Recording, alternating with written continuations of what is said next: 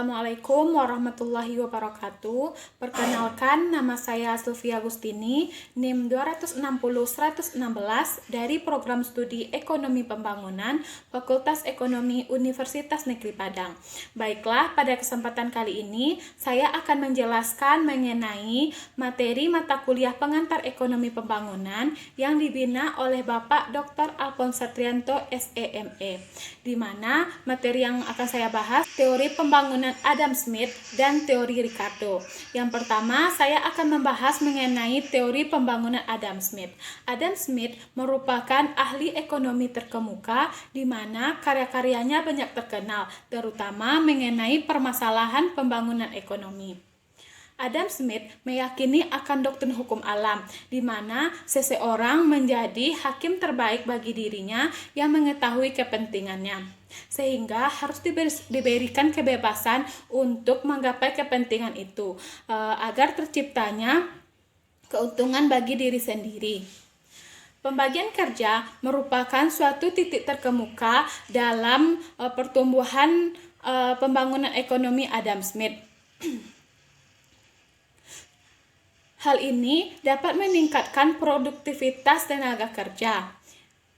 Ia mengaitkan peningkatan ini dengan yang pertama, meningkatkan keterampilan kerja, yang kedua, menghemat waktu dalam memproduksi barang, yang ketiga, penggunaan mesin dapat mengurangi tenaga. Faktor terakhir yang mempengaruhi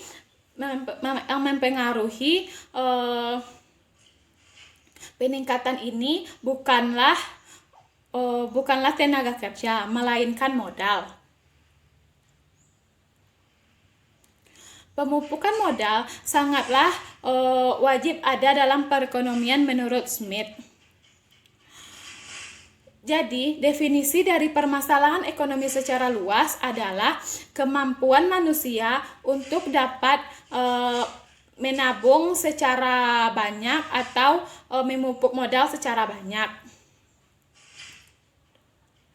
Menurut Adam Smith, seseorang melakukan investasi karena ingin mendapatkan keuntungan. Keuntungan ini ditentukan oleh faktor iklim investasi sekarang dan keuntungan nyata. Menurut Adam Smith, dengan adanya peningkatan kemakmuran, kemajuan, serta peningkatan penduduk dapat menurunkan suku bunga sehingga menyebabkan modal membengkak. Menurut Adam Smith, para pedagang dan produsen merupakan agen yang memajukan pertumbuhan ekonomi. Schumpeter menjelaskan mengenai teori Adam Smith di mana dengan meyakini faktor-faktor kelembagaan politik dan alam, Adam Smith beralih dari asumsinya bahwasannya seseorang dapat meningkatkan perekonomiannya dari jumlah mereka dan tabungannya. Proses pertumbuhan ini bersifat kumulatif atau menggumpal. Teori Adam Smith sangatlah membantu dalam pertumbuhan ekonomi dengan mengetahui faktor-faktornya. Ia mengaitkannya dengan para petani, para pedagang, dan para produsen. Dan dia sangat menegaskan untuk dapat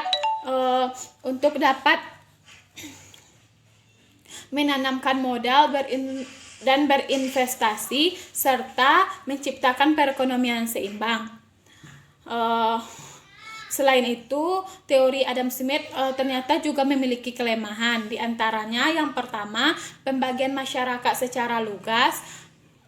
Teori Adam Smith mendasari perekonomian seperti perekonomian di Inggris dan di beberapa daerah di Eropa, yaitu membagi masyarakat secara lugas dalam kapasitas kumulatif di mana ada tuan pemilik tanah dan buruh. Padahal keberadaan dari masyarakat menengah dalam masyarakat modern sangatlah penting. Yang kedua, alasan yang tidak adil bagi kegiatan menabung. Menurut Adam Smith, yang hanya bisa menabung adalah yang pertama, para lintah darat, para tuan tanah, dan para kumulatif. Padahal modal diciptakan dari orang yang memperoleh pendapatan di dalam perekonomian modern. Selanjutnya yang ketiga ialah asumsi yang realistis tentang persaingan sempurna. Keseluruhan dari teori Adam Smith ini tidak realistis tentang persaingan sempurna. Mengenai persaingan sempurna dan pasar bebas tidak berlaku dalam perekonomian dalam teori Adam Smith. Yang keempat, mengabaikan wira swasta atau pengusaha. Menurut teori Adam Smith, pengusaha tidak dilibatkan dalam pembangunan, padahal pengusahalah yang menciptakan dan mengatur inovasi sehingga terciptanya sebuah modal. Yang terakhir ialah asumsi yang tidak realistis tentang stasioner. Menurut Adam Smith, keadaan terakhir dari sebuah perekonomian ialah stasioner, padahal keadaan terakhir dari perekonomian ialah tidak teratur. Selanjutnya saya akan menjelaskan mengenai penerapan teori Smith dalam negara berkembang. Pada dasarnya, teori Smith ini tidak dapat diterapkan pada negara yang berkembang karena pasarnya yang kecil sehingga sangat sulit untuk mendapatkan modal.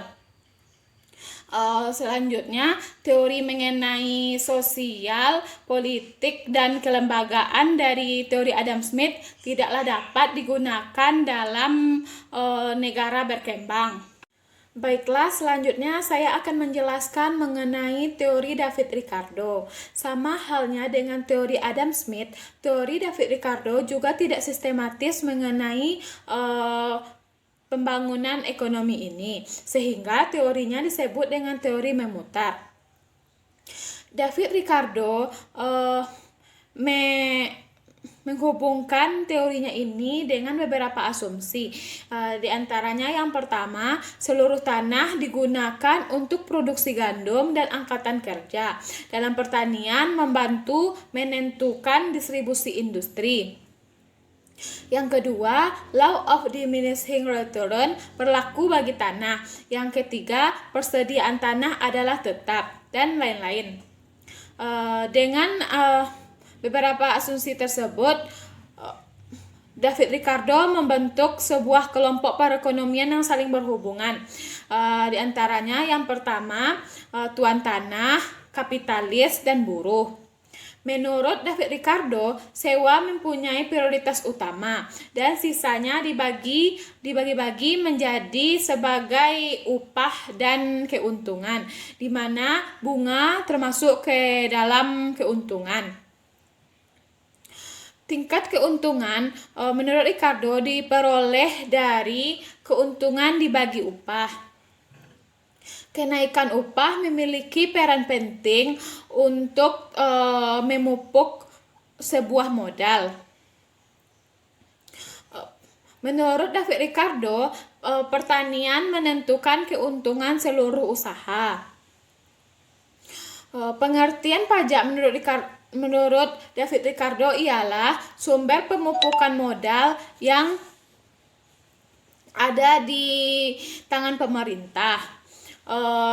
Menurut David Ricardo, tabungan lebih mempunyai peran yang tinggi untuk memupuk modal. David Ricardo sangat membela adanya pasar bebas karena penting bagi pembangunan ekonomi. Menurut David Ricardo, keadaan stasioner merupakan kecenderungan di mana bahwasannya keuntungan akan menurun dalam pendapatan. Ricardo adalah pelopor ahli ekonomi modern, di mana pendapatnya mengenai pertumbuhan ekonomi telah dianut oleh banyak kalangan. Di antaranya yang pertama mengenai pembangunan pertanian. Menurut Ricardo, pembangunan pertanian sangatlah penting karena sektor-sektor usaha tergantung kepada sektor pertanian. Yang kedua, tingkat keuntungan. Tingkat keuntungan sangatlah dapat memupuk sebuah modal. Yang ketiga, pentingnya tabungan.